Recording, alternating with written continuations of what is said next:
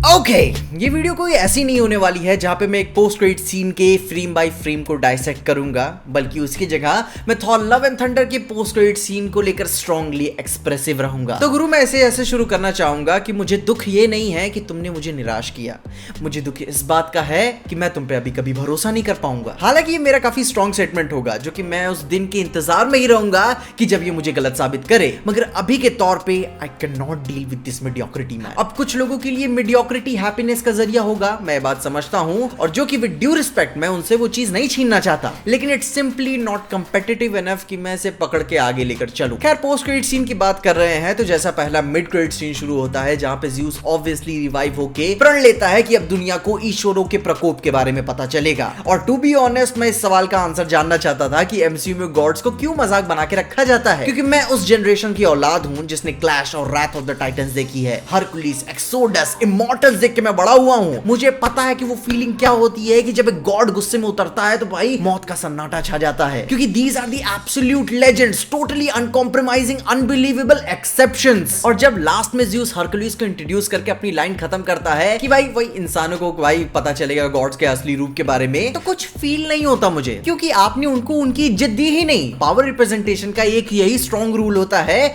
कि आपको पावर बतानी नहीं है, पावर दिखानी है, और आपने दिखाया नहीं है। एमसीयू का ज़्यूस कितना पावरफुल है, बल्कि उसके उल्टे यहाँ चूतिया सोनपरी बन के घूम रहा है। He is a fucking joke. और जोक से भी एटलीस्ट मैं ये जोक एक्सपेक्ट कर रहा था कि कम से कम ज़्यूस की सेक्स लाइफ के बारे में कोई जोक देखने को मिलता, क्योंकि इन रियलिटी जिन लोगों ने ग्रीक मिथ्स के बारे में पढ़ा है वो ये बात जानते हैं कि पूरा ओलंपस माइथोलॉजी 5 वर्ड्स में खत्म किया जा सकता है, कि मतलब ज़्यूस ठरकी हो गया था। और साला मेरे को समझ में भी नहीं आता कि भाई इतना फालतू बिल्डअप देने का क्या मतलब था, कि जब आपकी पिक्चर का क्लाइमैक्स वनीला था, लोग क्या ही एक्सपेक्ट करके चलेंगे कि आप इनके साथ भी मजाक नहीं करोगे। मतलब कि अपनी गॉड थॉर की पिक्चर देख रहे हैं और कुछ ओपी मोमेंट्स फील ही नहीं हो रहे थे। एक एक्शन ऐसा नहीं था जिसको लेकर मैं मिड क्रेडिट सीन को लेकर हाइप्ड अप हो जाऊं कि हाँ भाई अब बवाल होने वाला है, क्योंकि बिल्डअप करने का कोई मतलब नहीं बनता जब तुम्हारा काम करना ही ऐसा है। मतलब क्या ही दिखा सकते हो, एक कन्वीनियंट प्लॉट उठा लेना, कहानी पूरी स्ट्रेट हो जाएगी, मारा मारी चलेगी, फिर लास्ट में हृदय परिवर्तन, फिर एक और आईपी खड़ा हो गया तुम्हारा। और इसके बाद जो आखिरी का क्रेडिट सीन जो देखने को मिलता है भाई,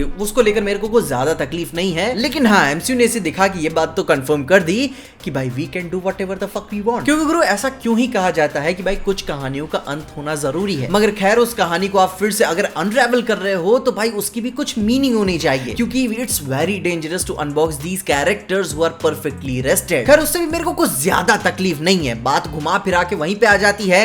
तो क्या, क्योंकि आपके 250 मिलियन का एब्सोल्यूट बेस्ट तो हमने देख लिया, जहां पे आप हर कैरेक्टर और कहानी को ग्रांटेड ले लेते हो, तो आप नेक्स्ट टाइम क्या ही उखाड़ लोगे, वापस तो ले आए हो लेकिन वही बकचोदी होगी। क्योंकि भाई जब आप कहानी के मटेरियल और उसके सब्सटेंस को ही सीरियसली नहीं लेते, तो आप ऑडियंस से क्या एक्सपेक्ट करते हो कि वो सीरियसली लेगी इसे। सो दैट्स व्हाई मेरे भरोसे में काफी क्रैक्स पड़ चुके हैं, और मैं बात नहीं जानता कि मैं इसे कब तक बचा सकूंगा, क्योंकि थॉर रैग्नारॉक भाई मेरे दिल के बहुत ही करीब पिक्चर थी, क्योंकि भाई मैंने इस चैनल पे सबसे पहली वीडियो थॉर रैग्नारॉक की डाली थी। मुझे ये इतनी पसंद आई थी कि भाई महीनों बाद मैं हिम्मत जुटा पाया कि चलो इस चैनल पे सबसे पहली वीडियो यही डालते हैं। और आज मैं थॉर लव एंड थंडर को एब्सोल्युटली मजाक बनते हुए देखता हूं, क्योंकि इसमें रैग्नारॉक जैसा बैलेंस नहीं था। और ऐसी बात नहीं है कि भाई पीजे तू कॉमिक्स ज्यादा पढ़ लिया या फिर दूसरे कंपेटिटर्स को देखकर तो भाई तेरी एक्सपेक्टेशन कुछ ज्यादा ही बढ़ गई है, नहीं, बल्कि एटलीस्ट मैं ये एक्सपेक्ट कर रहा था कि पिक्चर मजा देगी। जो कि हाँ, मल्टीवर्स ऑफ मैडनेस के टाइम पे हम सब ने पिक्चर की भाई एंडिंग को काफी ज्यादा क्रिटिसाइज किया, लेकिन जब आप पिक्चर देख के बाहर आते हो ना, लोग बोलते हैं ना इनिशियल रिएक्शन आपका क्या था, रिफ्रेशमेंट वाला था, मजा आई थी, कुछ बोल्ड देखने को क्योंकि मिला था अपने को। मार्वल ने भाई उस टाइम रिस्क लिया था, सैम रैमी भी एकदम अपनी जवानी की याद दिला रहे थे, और ओवरऑल एक क्लासिक सिनेमा एक्सपीरियंस था सिवाय एंडिंग को छोड़कर। लेकिन इसने तो गुरु